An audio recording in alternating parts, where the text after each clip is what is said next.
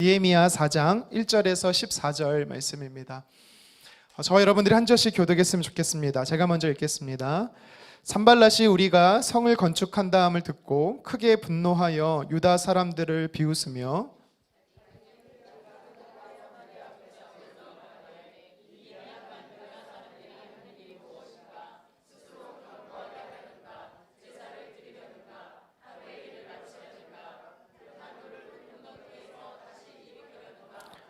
암몬 사람 도비야는 곁에 있다가 이르되 그들이 건축하는 돌 성벽은 여호가 올라가도 곧 무너지리라 하더라.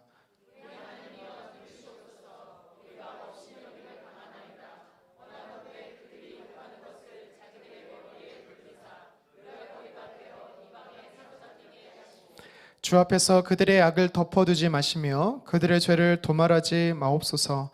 그들이 건축하는 자 앞에서 주를 노하시게 하였음이니이다 하고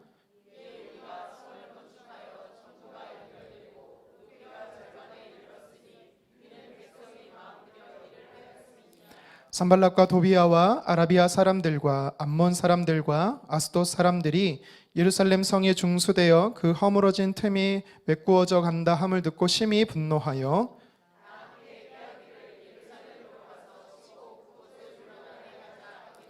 우리가 우리 하나님께 기도하며 그들로 말미암아 파수꾼을 두어 주야로 방비하는데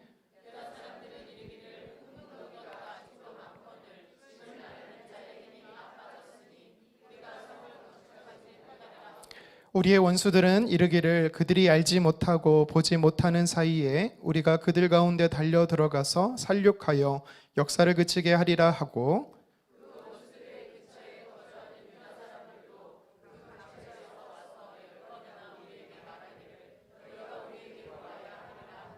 내가 성벽 뒤에 낮고 넓은 곳에 백성이 그들의 종족을 따라 칼과 창과 활을 가지고 서 있게 하고 내가 돌아본 후에 일어나서 귀족들과 민장들과 남은 백성에게 말하기를 너희는 그들을 두려워하지 말고 지극히 크시고 두려우신 주를 기억하고 너희 형제와 자녀와 아내와 집을 위하여 싸우라 하였느니라.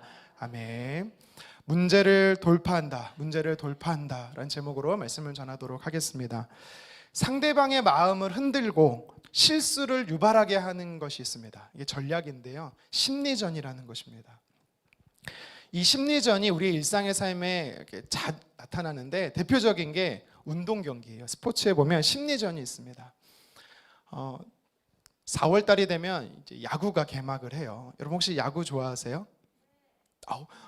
집사님, 권사님이신가요? 야구 좋아하신다고 깜짝 놀랐네요. 네, 저도 좋아합니다. 하지만 저는 말씀과 기도에 집중합니다. 야구에서 보면요, 공을 던지는 사람을 투수라고 해요. 그리고 공을 받는 사람이 포수, 치는 사람이 타자인데 이 투수가 심리전을 잘해요. 예를 들면 공을 빠르게 던지기도 하고 느리게도 던지게 해서 이 타자의 타이밍을 뺏습니다. 이게 심리전이거든요. 또 보면 대부분의 이 투수들은요, 폼이라는 게 있어요. 이렇게 보통 공을 던지는 일관성 있게 공을 던지는 폼이 있습니다. 타자들은요, 그거를 딱 캐치하고 언제쯤 공이 오겠다라는 것에 타이밍을 맞춘다라고 해요. 그 투수의 폼 때문에. 근데 그 폼도 생략할 때가 있어요. 심리전인 거예요. 타이밍을 뺏는 겁니다. 여러분 야구 경기에서 투수하고 타자 거리가 얼마나 되는지 아세요? 혹시 거리가? 25m. 땡. 생각보다 짧아요. 18.44m. 그러니까 이게 시속 150km로 오잖아요, 공이. 그러면 몇 초 만에 공이 오는지 아세요? 0.4초. 0.44초. 그러니까 던졌다면 그냥 오는 거예요. 그래서 타자들이 시속 150km의 공을 사실 못 본대요. 잘 못 본대요. 소리로 알 수 있대요. 소리. 슉 지나가는 소리가 난대요. 여러분 제가 던지면 한 160 던지거든요. 하루에. 시속이 아니고. 자, 중요한 건 심리전을요, 제구력이 좋은 투수는요, 심리전으로 일부러 150 강속구를 타자 몸에 붙여요. 근데 프로 선수랄지라도 그 150이 넘는 공이 자기를 스쳐 지나가면요, 굉장히 두려워한다라고 말합니다. 이게 몸에 잘못 맞으면 뼈가 부러지고요, 또 큰 부상을 입어서요, 사실 경기에 나갈 수가 없어요. 그래서 일부러 투수는요, 제구력 난조가 아니라 일부러 심리전으로 투수의 공을 못 치게 하려고 타자의 몸쪽으로 공을 붙이는 거예요. 이게 심리전입니다. 또 우리 삶 안에 심리전이 또 어디에 나타나는가? 사실 외교전에서도 심리전이 나타나고, 특히 우리나라 같은 경우는 남과 북이 갈라져 있잖아요. 이렇게 총칼을 맞서고 있는 이런 곳에서는 심리전이 나타납니다. 사실 지금은 뭐 정치적으로 법적으로 대북 방송을 못 하고 있지만, 과거에 대북 방송할 때 어땠어요? 우리나라는요, 대북 방송을 할 때 심리전을 이용합니다. 여러분, 어떤 방송을 과거에 우리가 틀은지 아세요? 또 우리 GP에 계셨던 분들은, 우리 JSA에 계셨던 우리 집사님 잘 아실 텐데, 남한에서 북한의 방송을 틀 때 어떤 방송을 틀는지 아세요? 남자분들 군대 안 갔다 오셨나요, 다? 못 틀 것 같아요. 김정은을 비방하고 막 이런 거 틀 것 같죠? 아닙니다. 그런 걸 틀지 않고요. 어떤 걸 트냐면 걸그룹, 여성 걸그룹의 노래를 틀고, 그 다음에 옛날 같은 경우는 개그 콘서트를 틀고, 그리고 그 당시에 가장 재밌는 드라마를 틉니다. 그럼 북한 사람들, 사실 지금 제가 알기로는 북한은요, 지금 9시인가 10시인가 요 한때 뉴스밖에 못 듣는데요. 그러니까 막 한국 방송을 계속 들으니까 자괴감이 생기는 거예요. 그 사람들이 한국을 동경하게 되고 남한을 동경하게 되고, 이게 심리전인 것이죠. 오늘 성경에도 보면은요, 이스라엘 백성들에게 심리전으로 공격하는 무리들이 나옵니다. 이스라엘 백성들이 무엇하고 있었습니까? 성벽 재건하고 있죠. 우리가 지금 2주의 격주로 계속, 물론 2주 전에는 우리가 고난주간이라서 한 번 더 걸렀었는데 다 기억 안 나는 거 다 알아요. 느헤미야가 지금 뭐 왜 성벽을 재건하고 있는지도 여러분 가물가물한 거 다 아는데, 중요한 거는 일단 하나님이 부르셔서 성벽 재건을 하고 있어요. 근데 문제는, 자, 그 성벽 재건을 방해하는 자들이 나타났다라는 겁니다. 자, 우리 먼저 6절 말씀을 같이 한번 다시 읽어보도록 하겠습니다. 이에 우리가 성을 건축하여 전부가 연결되고 높이가 절반에 이르렀으니 이는 백성이 마음들여 일을 하였습니다. 한 마음과 한 뜻이 되어서 성벽을 재건했더니, 여러분 기억나시죠? 3장 기억하지요? 북쪽 성벽은 제사장들로 시작을 해갖고 쭉 둘러서, 얘기 안 할게요, 모르니까. 자, 벌써 절반이 완공이 됐대요. 한 마음으로 해서. 근데 어떤 일이 벌어지냐면, 이스라엘 백성들이 성벽 재건하는 데 있어서요, 비아냥거리고 조롱하고 하는 사람들이 생기기 시작했다라는 겁니다. 여러분, 여기서 우리가 영적 원리를 하나 발견하게 돼요. 뭐냐면, 장애물이 없는 역사는 절대로 일어나지 않는다라는 겁니다. 다시 한번, 장애물이 없는 역사는 불가능하다라는 겁니다. 반대로 얘기하면 뭐예요? 하나님의 역사는 항상 장애물이 있다라는 사실을 여러분 기억했으면 좋겠어요. 살아있다라는 거는 움직인다라는 거죠. 움직이게 되면요, 항상 반작용이 생기고요, 또 마찰이란 게 항상 있어요. 움직이는 물체에는요, 바람이 방해합니다. 바닥에 마찰이 있습니다. 이게 가장 기본적인 물리 법칙인 거예요. 영적인 원리도 똑같아요. 하나님의 사람이 하나님의 뜻을 가지고 하나님의 사명을 가지고 하나님 나라를 위해서 살려고 노력을 하면 이상하게 막는 무리들이 많다라는 것입니다. 여러분, 오늘 성경이 우리에게 이것을 이야기하고 있는 것입니다. 평소에는 괜찮았어요. 평소에는 이런 일이 뭐 괜찮았는데, 내가 하나님 앞에 온전하게 살고 싶다, 구별되게 거룩하게 살고 싶다, 또 은혜 받아서 주의 몸된 교회를 섬기고 싶다, 이러면 이상하게 사업이 어려워져요. 이상하게 바빠지고 분주해져요. 건강하던 내 육신이 약해지기 시작을 합니다. 멀쩡하던 자녀들의 삶에 어려움이 생기기 시작합니다. 왜 그럴까요? 하나님을 위해서 살려고 하는 자에게 영적으로 사단이 공격한다라는 것입니다. 오늘 말씀해 보십시오. 이스라엘 백성들과 또 느헤미야를 방해하는 자들의 이름이 나오죠. 1절에 보면 사마리아의 총독으로서 산발랏이 나오고요, 3절에 보니까요, 암몬 사람 도비아가 나옵니다. 또 7절에 보니까 아라비아 사람들, 암몬 사람들, 아스돗 사람들이 나와요. 이 아라비아 사람들은 어느 지역 사람들이냐면, 예루살렘을 중심으로 해서 요단 동쪽 그리고 남쪽에 네게브라는 광야에 살던 사람들이에요. 암몬 사람 말 그대로 남서쪽에 있는 사람들이고, 그리고 아스돗 사람들은요 블레셋, 남쪽, 서쪽에 살던 사람들입니다. 그러니까 한마디로 성경은 무엇 하고 있냐면 예루살렘, 이스라엘 중심으로 온 사면이 이스라엘 백성들을 공격하고 있었다라는 것을, 우겨쌈을 당하고 있는 상황임을 이야기하고 있는 거예요. 여러분, 하나님을 위해서, 주의 영광을 위해서 살고자 하는데 우겨쌈을 당하셨습니까? 오늘 이스라엘 백성들처럼 방해하는 사람들이 있습니까? 여러분, 그러면 기억하십시오. 하나님이 나를 통해 일하신다라는 거, 하나님이 나를 통해 역사하신다는 사실을 꼭 기억하셨으면 좋겠어요. 이렇게 조롱하고 방해하는 자들이 실질적으로 이스라엘 백성들이 성벽을 짓기 시작하니까 이제 야비한 심리전을 벌이고 있어요. 오늘 성경에 보면 이들이 쓰는 이 심리전은요, 비난과 비방입니다. 비난과 비방을요, 제가 2절 말씀을 묵상하면서 단계가 있음을 좀 살펴보게 돼요. 여러 단계가 나와요. 첫 번째는 어떤 단계냐면 이들은요, 개인의 약함을 지적합니다. 개인의 약함을 보게 해요. 오늘 성경을 2절 상반절 같이 한번 읽어봤으면 좋겠습니다. 자기 형제들과 사마리아 군대 앞에서 일러 말하되 이 미약한 유다 사람들이 하는 일이 무엇인가. 아멘. 여기서 미약한 유대 사람이라고 말해요. 미약하다라는 이 단어의 뜻은 뭐니까 보니까 불행한 사람, 비천한 사람이라는 단어예요.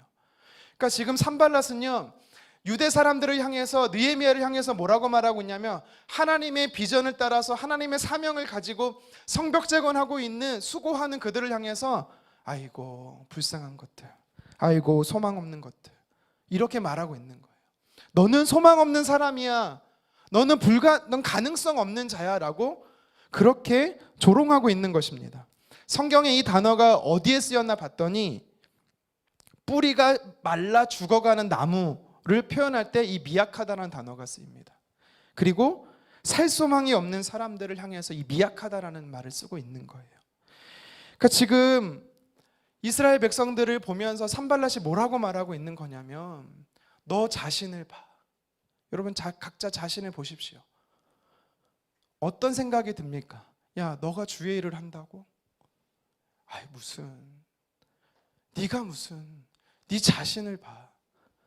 너가 얼마나 죄인인데, 얼마나 부족한데. 사단이 쓰는 전략의 첫 번째는요, 우리의 약함을 보게 한다라는 거예요. 부족함을 보게 하고 죄성을 자꾸 드러내는 겁니다.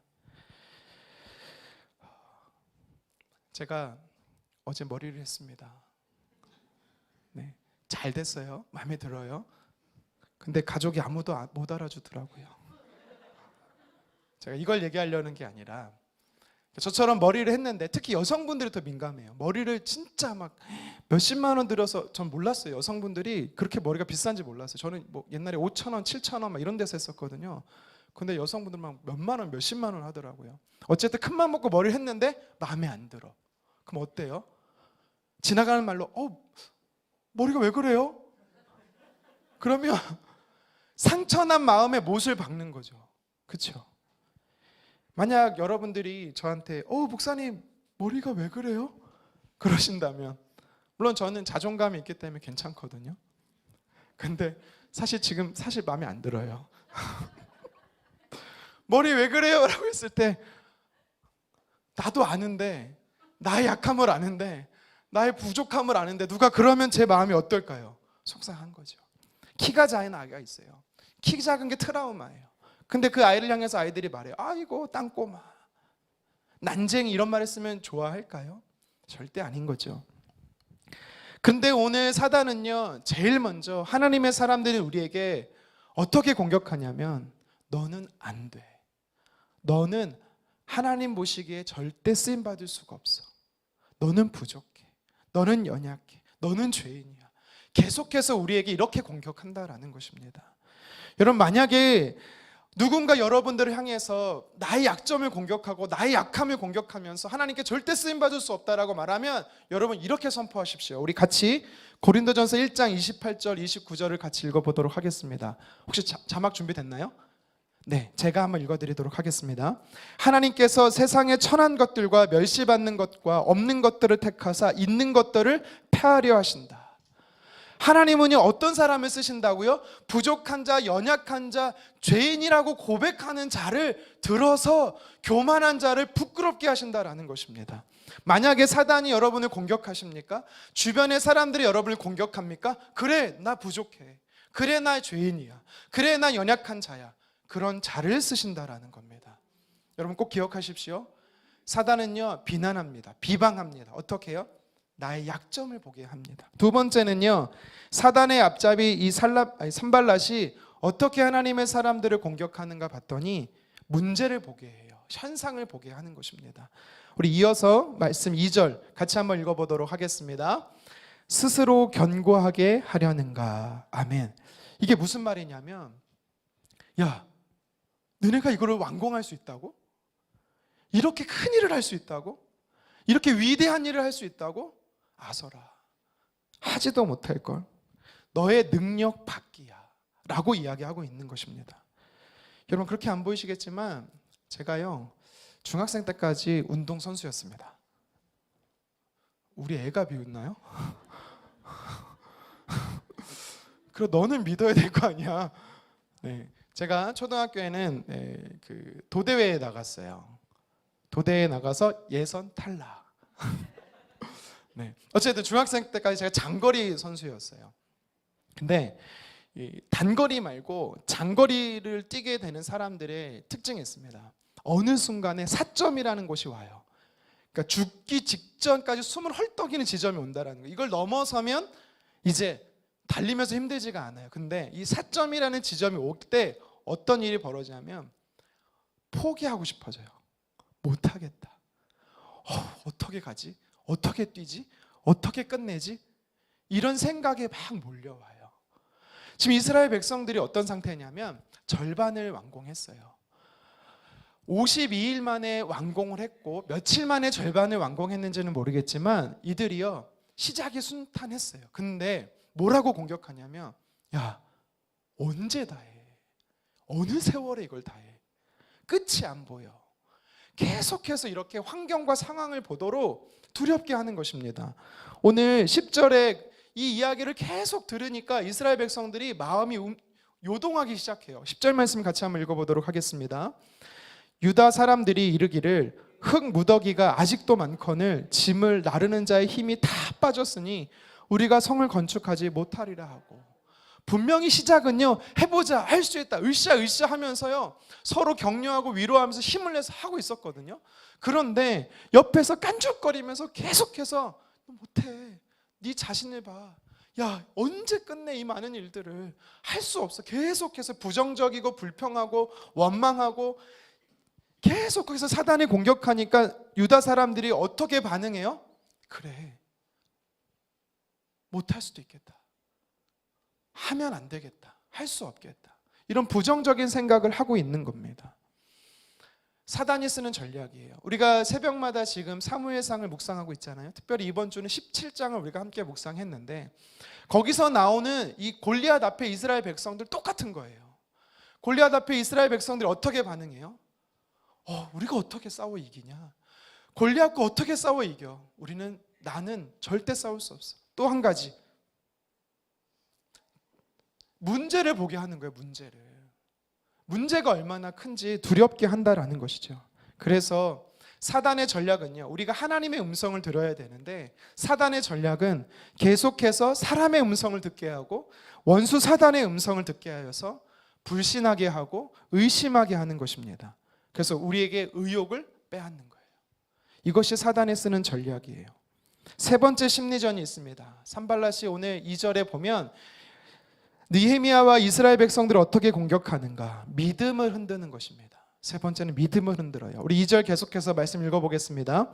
제사를 드리려는가? 아멘.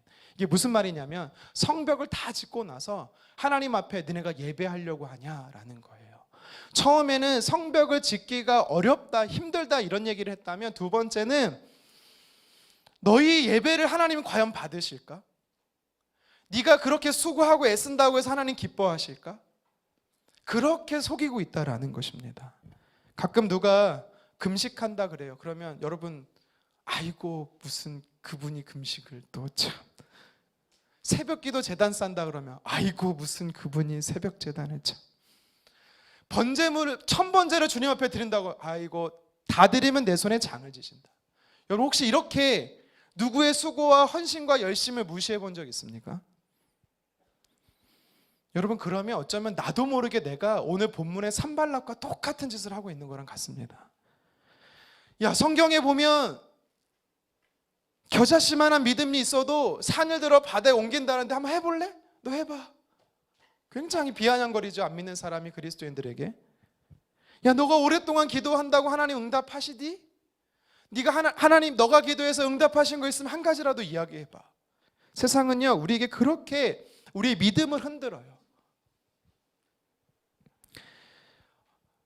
한 자녀를 유괴당해서 잊어버린 부모가 있었어요.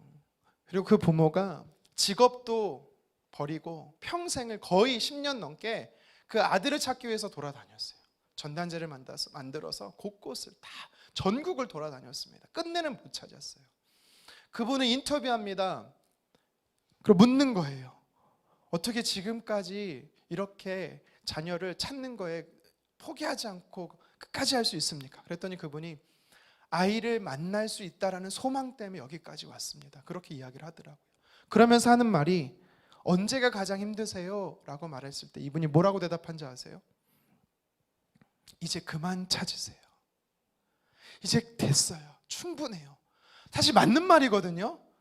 하지만 찾고자 하는 믿음을 불안하게 하고 두렵게 하고 불가능하게 하는 이 말이 자기를 견디기 힘들겠다라는 것입니다.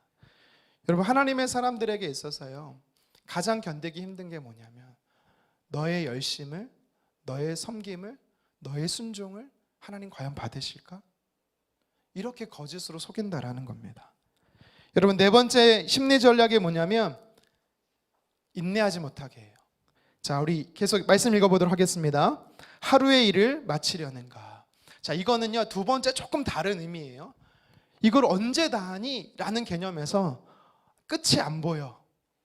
그래서 뭐라고 생각해요? 아, 포기해야겠다.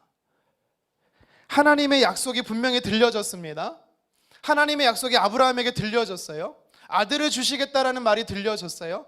그런데 하루를 기다려보고 한 달을 기다리고 1년을 기다리고 10년을 기다려도 절대 하나님이 아들을 안 주세요. 어떻게 해요? 포기하는 것이죠. 그러니까 이스라엘 백성들로 하여금 포기하게 하는 것입니다. 교사로 섬기고 순장과 목자로 섬기고 선교의 임원으로 섬기고 특별히 우리 교사 선생님들 여기 계시지요? 하나님이 나를 너무나 사랑해서 정말 다음 세대를 세우는 비전을 가지고 정말 그들을 위해 기도합니다. 근데요 잘 안 돼요.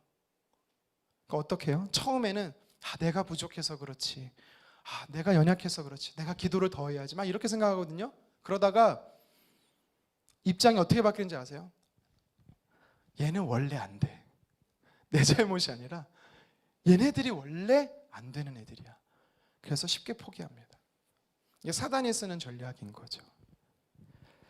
마지막으로 다섯 번째, 사단이 이 심리전으로 우리에게 넘어뜨리게 하는 방법은요 누군가를 탓하게 합니다.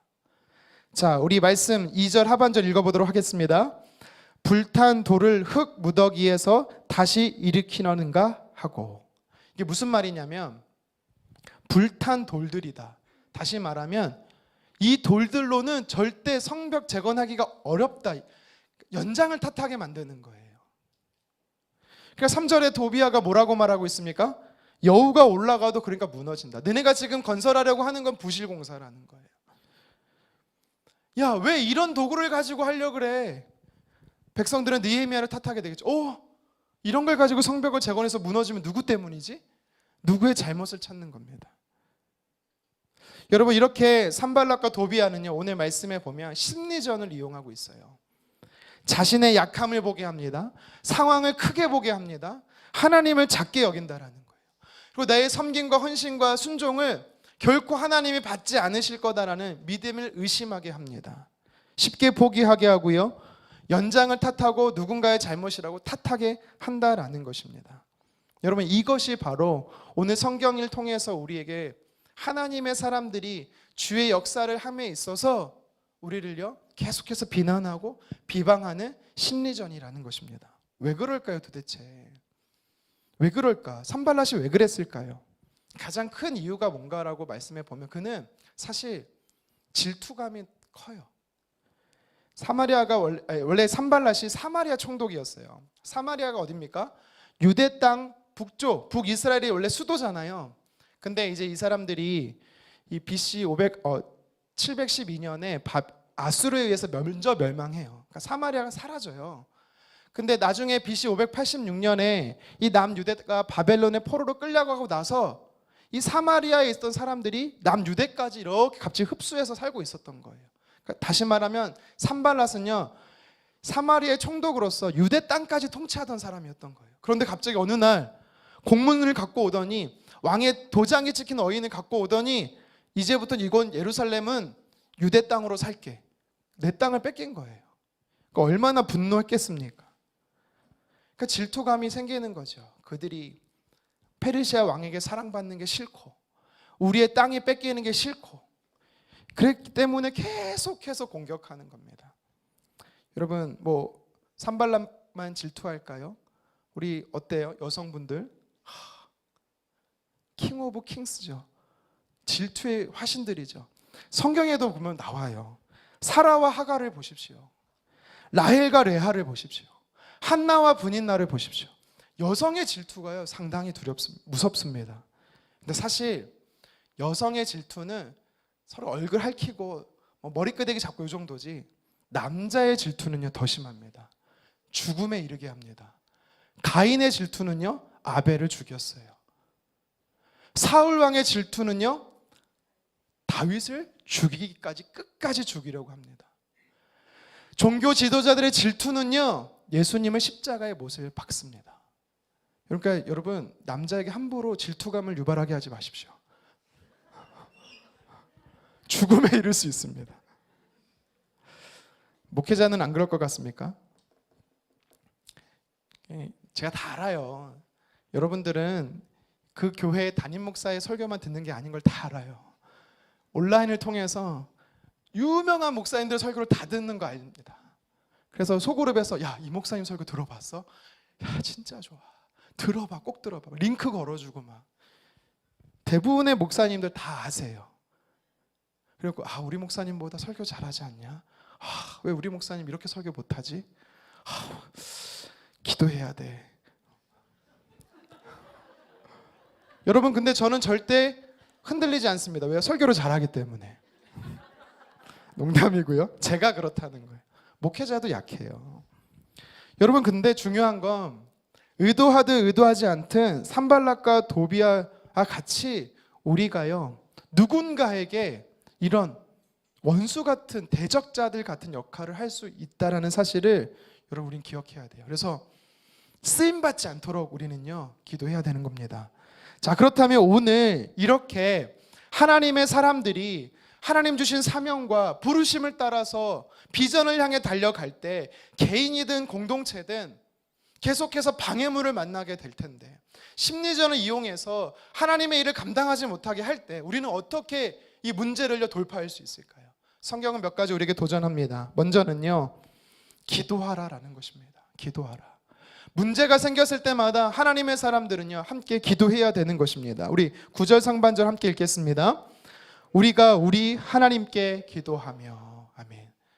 느헤미야가 뭐라고 말하고 있습니까? 예루살렘에서 성벽을 재건하는 일들 가운데 산발랏과 도비아와 또한 예루살렘 중심 이 사면에 있는 모든 사람들이 계속해서 공격하니까 이들이 맞짱 뜬 게 아니라 싸운 게 아니라 제일 먼저 기도했다라는 것입니다. 4절 상반절에도 성경이 말하고 있습니다. 같이 읽습니다. 우리 하나님이여 들으시옵소서. 여러분 우리가 할 수 있는 것, 이 문제를 이길 수 있는 것, 이 문제에서 위기를 대처할 수 있는 법, 돌파할 수 있는 법, 기도한다라는 것입니다. 출애굽기 보십시오. 하나님이 역사하셨어요. 광야를 들어가기 전에 10가지 재앙을 경험하고 또 홍해를 건너는 큰 놀라운 역사를 경험했어요. 그런데 그들이 어떻게 합니까? 3일길 동안 물이 없으니까, 마실 물이 없고 양식이 떨어지니까 제일 먼저 했던 게 뭐예요? 원망하는 겁니다. 누구를 원망해요? 지도자 모세를 원망해요. 결국 그건 하나님을 원망한 것이에요. 그때 그 잘못이 모세 때문입니까? 여러분, 교회가 목사님 때문이에요? 네, 목사님 때문일 때가 있어요. 여러분, 제가 뭔 잘못이 있다고? 농담이고요. 자, 모세가 잘못한 게 사실 없어요. 하나님의 뜻에 순종하면서 가고 있었거든요. 근데 모세에게 모든 화살을 쏘는 겁니다. 그러니까 모세가 열받으니까 어떻게 해요? 대적했어요? 대항해 싸웠습니까? 아니요. 엎드렸다라고 이야기를 하고 있습니다. 하나님의 사람들이 위기가 오면, 하나님의 사람들이 누군가 나를 공격하면, 그것이 어떤 개인이든 아니면 어떤 단체든 영적으로 공격을 받든, 중요한 것은 하나님의 사람들은 제일 먼저 해야 될 게 뭐냐면 광야에 갇힌 바 되었을 때에 엎드려야 되는 것입니다. 중요한 것은요, 혼자 기도하는 게 아니에요. 오늘 느헤미야가 뭐라고 말하고 있습니까? 우리가 기도하며, 우리가 우리 하나님께 기도하며 함께 기도했다라는 겁니다. 여러분, 우리 아까 버스킹 팀 이 사람들끼리도 사실 기도 잘해요. 가만히 있어도 자기들 기도해요. 근데 중요한 건 여러분, 우리는 뭐 해야 돼요? 함께 기도해 줘야 되는 거예요. 원하면 물질로도 섬기시고 간식으로 섬기시고. 기도에 5만 번 응답을 받은 조지물론 목사님 이렇게 말했어요. 우리 같이 한번 읽어보도록 하겠습니다. 시작. 무릎으로 인생을 싸우는 것을 배우지 못한 사람은 아직도 기독교 신앙의 알파벳을 모르는 사람이다. 아멘. 자, 여기 자리에 있어갖고 사실 조심스러운데 영어 유치원도 나온 한 여인이 있어요. 초등학교 4학년이 됐는데요.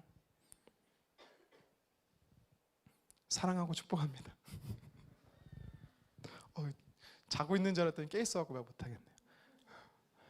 믿음의 사람이고 신앙생활을 오래 했음에도 불구하고 무릎으로 살지 않는 사람은, 기도하지 않는 사람은 어떤 사람이래요? 신앙의 알파벳도 모른대요. 알파벳도. 여러분, 찔리지 않습니까? 여러분, I'm a boy, you are a girl. 이 정도의, 네, 신앙의 성숙과 성장은요, 물론 말씀으로도 시작되지만 기도가 필요하다라는 겁니다. 말씀을 근거한 기도. 여러분, 지난주에 우리가 설교를 통해서 하나님이 우리에게 찾으시는 열매가 있다라고 말했잖아요. 어떤 열매가 있다고 그랬죠? 믿음으로 기도하는 기도의 열매가 우리가 맺혀져야 한다라고 분명히 말씀드렸습니다. 여러분, 두렵고 걱정되고 불안하고 소망이 없어 보이는 그 상황에 우리가 해야 될 것은요, 엎드리는 것입니다. 모세처럼, 오늘 느헤미야처럼, 이스라엘 백성들처럼 함께 엎드려야 되는 것입니다. 함께 기도할 때 돌파가 일어나는 줄 믿습니다. 여러분, 기도를 여기서 강조하는 이유가 있어요. 뭐냐면 집중시키는 거예요. 그러니까 하나님의 뜻에서요. 자, 우리가 예를 들어 선교회 수련회를 한다, 아니면은 캠프를 한다, 아니면 어떤 사역을 선교회 사역을 한다 막 할 때 분주하게 움직이시는 분들이 있어요. 사실 제가 그런 일을 되게 많이 했어요. 막 뛰어다니고 막 준비되고 있는지를 확인해야 안심이 되는 사실 그런 유형이거든요. 그런데 어느 날 말씀을 통해 깨닫는 거예요. 기도하고 있나? 여러분, 기도하지 않고 분주하게 움직이면 소용없습니다. 기도하지 않고 열심을 내면 소용없습니다. 왜요? 분산시키고 있는 거예요. 하나님의 뜻이 온전하게 가고 있는지를 모르고, 하나님 뜻이 어디 있는지 모르고 다른 것에 신경 쓰고 있는 거기 때문에 그래요. 이스라엘 백성들은요, 지금 왜 기도했냐면 성벽 재건의 집중성을 위해서 함께 기도한 것입니다. 여러분, 우리는요 함께 기도해야 됩니다. 그래서 이런 찬양의 가사가 있잖아요. 기도할 수 있는데 왜 걱정하십니까? 기도하면서 왜 염려하십니까? 기도할 수 있는데 왜 실망하십니까? 기도하면서 왜 방황하십니까? 두 가지를 도전하는 거예요. 기도하라는 겁니다. 두 번째는 기도하면서 의심하지 말라라는 것입니다. 하나님의 사람들은요, 기도의 무기를 사용할 수 있어야 되는 것입니다. 오늘 성경은 우리에게 문제를 돌파할 수 있는 두 번째 방법을 일러주고 있어요. 그것이 뭐냐면 그 일을 계속 진행하는 거예요. 멈추지 않는 것입니다. 6절 하반절 본문 말씀을 같이 읽어보도록 하겠습니다. 이는 백성이 마음을 들여 일을 하였음이니라. 아멘. 이게 무슨 말입니까? 성벽이 절반 정도 완공될 때까지 이들은요 한 마음이 되어서요 정성을 다해서 쉬지 않고 그 일을 진행했다라는 겁니다. 14절의 말씀에도 보면은요 그들은요 계속해서 무장하면서 끝까지 하고 있는 모습을 보게 됩니다. 여러분, 느헤미야를 통해서 이스라엘 백성들을 향해 성벽을 재건하게 하신 분이 누구십니까? 하나님이세요. 근데 여러분, 우리가 착각하는 게 있어요. 하나님이 시작하게 하신 것을 내가 멈추려고 하는 착각이 되게 많습니다. 하나님이 시작하게 하셨으면 누가 멈추셔야 돼요? 하나님이 멈추셔야 되는 겁니다. 내가 하나님보다 앞서서 했다라면 기도해 봐야 되는 거예요. 그게 아니라 명확하게 하나님이 나를 통해서 일을 시작하게 하셨으면 어떻게 해야 돼요? 주님의 뜻이면 멈춰야 되고 주님의 뜻이 아니면요 움직여야 되는 거예요. 광야에서 이스라엘 백성들이 어떻습니까? 하나님께서 그들을 움직이게 하셨고 멈추게 하셨어요. 하나님의 뜻이기 때문에. 이스라엘 백성들, 느헤미야는 이 사실을 알았어요. 성벽 재건은 하나님의 뜻이었어요. 하나님의 뜻이었기 때문에 멈출 수가 없었던 거예요. 어떤 세상의 유혹과 핍박과 비난과 비아냥거림이 왔다 할지라도 그들은 멈출 수가 없었던 겁니다. 왜요? 하나님의 뜻이기 때문에. 근데 우리 본능은 어떻게 되냐면 비난하는 사람이 있네? 비방하는 사람이 있네? 장애물이 나타났네? 그러면 어떻게 해요? 본능적으로 멈추려고 합니다. 하나님께서는 우리에게 말합니다.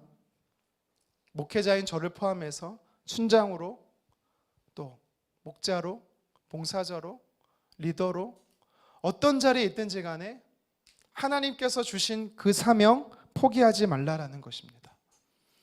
그 사명을 가지고 계속해서 움직이라는 것입니다. 비난하는 사람은요 전투적으로 비난해요. 방해하는 사람은요 사명인 줄 알고 방해합니다. 그냥 그렇게 두세요. 그런 사람들은. 하나님의 사람은 어떻게 한다고요? 하나님의 사람들은요 하나님의 뜻이라면 멈추지 않고 계속해서 순종하며 걸어가야 되는 줄 믿습니다. 한 가지만 더 살펴보겠습니다. 오늘 본문에서 느헤미야와 이스라엘 백성들이 이 영적인 공격에서 어떻게 문제를 돌파할 수 있었는가? 첫 번째가 뭐였습니까? 엎드리는 거예요. 혼자 기도하는 게 아니라 같이 기도하는 겁니다. 여러분, 그래서요 함께 기도하는 자리에 더 많이 여러분 참여했으면 좋겠습니다. 그래서 우리가 월삭기도회로 비전기도회로 모이잖아요. 이 자리가 그래서 중요한 겁니다. 물론 주일 예배도 중요하지만 여러분 이곳에 모인 분들은요 저는 하나님이 주신 특별한 사명이 있다고 저는 생각합니다.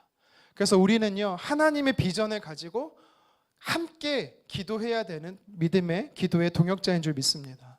그리고 두 번째는 어떻게 하라고 했습니까? 멈추지 말라는 거예요. 하나님의 선하시고 기뻐하시고 온전한 뜻이 무엇인지를 물어보고 하나님의 뜻이 확실하다라면, 아니 잠시 멈춰라고 말하면 멈춰야 돼요. 아니 내가 하고 싶어도 못해요. 하지만 하나님께서 아니야 계속해라고 하신다면, 멈추란 말을 안 하셨다면 가야 되는 거예요. 그 길이 외롭다고 할지라도, 아무도 알아주지 않는다 할지라도 가야 되는 겁니다. 세 번째는요, 오늘 성경에 우리에게 뭐라고 도전하냐면 무장하라라고 도전합니다. 무장하라. 자, 우리 9절 하반절 말씀을 같이 한번 읽어보도록 하겠습니다. 그들로 말미암아 파수꾼을 두어 주야로 방비하는데. 아멘. 파수꾼을 세웠다라고 이야기를 합니다. 여기서 파수꾼은요 경비병을 이야기하는 거예요. 적이 오는지 안 오는지 보초 서는 사람들을 이야기하는 것입니다. 그런데 그들을요 어떻게 세웠냐 봤더니 13절에 보니까 칼과 창과 활을 가지고 보초서게 했어요. 보통의 파수꾼들은요 전투하는 사람이 아니에요. 예를 들어서 저쪽에서 사람들이 침입하고 오는 사람들을 보면 파수꾼들은요 외치는 자들이에요. 소리치는 자들입니다. 그런데 오늘 느헤미야는요 다른 모습을 보여요. 파수꾼들을 어느 위치에 세우냐면 높은 곳에 세웠던 것이 아니라 일하는 현장에 세웠어요. 그러니까 이거는 무슨 의미냐면 성벽을 재건하는 일 속에 일을 하면서 내가 파수꾼이 되었다라는 것입니다. 그럼 13절 말씀을 다시 한번 읽어보도록 하겠습니다. 시작. 내가 성벽 뒤에 낮고 넓은 곳에 백성이 그들의 종족을 따라 칼과 창과 활을 가지고 서 있게 하고. 아멘. 우리가 이제 15절부터 말씀을 읽진 않았지만 절반은 일하게 하고 절반은 또 일하게 하고 성벽을 재건하게 하고 보초서게 하고 이렇게 또 역할이 좀 나뉘기는 하는데요. 오늘 말씀에 보니까 이것이 무엇을 이야기하냐면 성벽을 재건하면서 칼과 창과 단창을 가지고 성벽을 재건할 뿐만 아니라 적이 오면 싸울 준비를 하고 있었다라는 겁니다. 여러분, 두 가지를 의미하는 거예요. 사명의 사람들은요, 무장해야 된다라는 것입니다. 이것은 다른 말로 하면, 신약적 표현으로 하면 하나님의 사람인 저와 여러분들은요, 성령의 무장함이 있어야 된다라는 겁니다. 성령의 전신갑주를 입어야 된다라는 것을 이야기하는 거예요.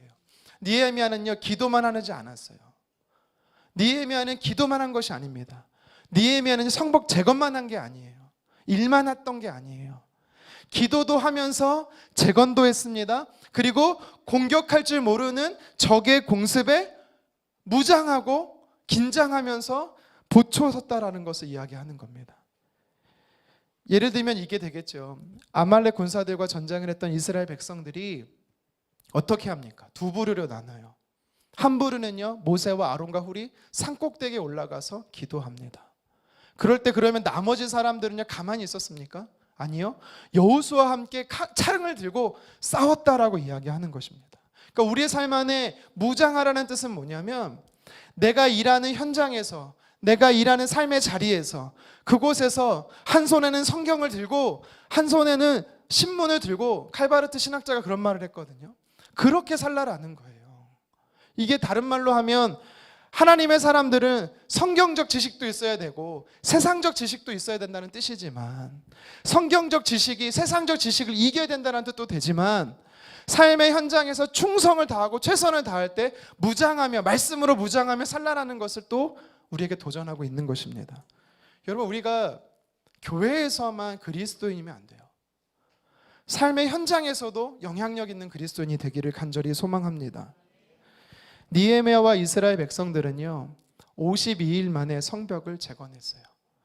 끝까지 계속적으로 성벽을 재건하는 날까지. 아니요, 성벽을 재건한 이후에도 산발락과 도비아와 이 게셈 사람들은요, 계속해서 이스라엘 백성들을 공격해요. 하나님의 사람들을 향해 영적인 사단은요, 계속적으로 공격한다라는 것입니다. 오늘 말씀에 우리를 어떻게 공격한다고요? 너의 연약함, 나의 연약함, 우리의 허물을 계속해서 들춰요. 야, 네가 그런 죄를 지었잖아. 네가 이런 부족함이 있잖아. 하나님이 너를 사용하실까? 야, 너무나 거대하잖아. 너무나 어렵잖아. 너희들이 이 일을 할 수 있을까? 성벽을 재건하고 너희가 예배를 드린다 한들, 기공 예배를 드린다 한들 하나님 기뻐하실까? 믿음을 흔든다라는 거예요. 쉽게 포기하게 합니다. 그리고 누구를 탓하게 합니다. 이게 사단이 우리에게 쓰는 전략인 거죠. 이런 전략에서 하나님의 사람들은 어떻게 해야 됩니까? 오늘 세 가지로 오늘 4장의 말씀 우리에게 도전하고 있습니다. 첫 번째는요, 하나님의 사람은요, 함께 기도하라라는 것입니다. 여러분, 그래서 정말 소그룹 안에서나 아니면 순이나 목장 안에서 함께 기도하는 동역자가 되었으면 좋겠어요. 그리고 제가 누누이 얘기하지만 여러분들 수요일 오전 기도회가 있어요. 저는 참석 못합니다. 네, 저는 이제 여기서 또 우리 학부모 기도회를 인도하다 보니까 참여를 못하는데, 여러분, 저는 진짜 날마다 새벽마다 기도하는 게 뭐냐면 교회를 위한 기도, 수요 오전 기도회가 좀 영향력이 있었으면 좋겠다라고 기도합니다. 그래서 제가 올해까지만 학부모 기도회하고 내년부터는 정말 우리 교회 기도회를 살려야 되지 않을까라고 여러분 저를 위해 기도해 주세요. 네, 그만하고 싶어요. 이제 7년이면 많이 했어요. 교회의 기도가 살아야 됩니다. 교회의 기도가. 그리고 두 번째로 금요 기도회를 위해서 여러분 함께 기도해 주셨으면 좋겠어요. 우리가 한 비전으로, 우리에게 5가지 비전 주셨잖아요. 이게 한 비전이잖아요. 이 비전을 위해서 우리가 함께 기도하는 이 자리가 되었으면 좋겠습니다. 여러분, 그리고 교회는요, 공동체는, 믿음의 공동체는요, 또 믿음의 사람은요, 하나님의 주신 사명이 있으면 계속 가야 돼요. 하나님이 멈추랄 때까지 멈추면 안 돼요. 열매를 보지 못해도 괜찮아요. 아무도 알아주지 않아도 괜찮아요. 하나님이 그 자체로 기뻐하세요. 그리고 오늘 말씀에 뭐라고 말합니까? 무장하래요. 성령으로 무장하십시오. 성령의 전신갑주로 무장하십시오. 하나님의 사람들은요, 세상의 기준과 세상의 법칙으로 무장할 것이 아니라, 세상의 스펙으로 살아갈 것이 아니라 하나님의 말씀으로 살아가는 인생이 될 줄 믿습니다. 여러분, 이 사실을 기억하며 어떤 문제가 우리에게 온들 그 문제를 돌파하는 하나님의 사람 되기를 주님의 이름으로 축원합니다.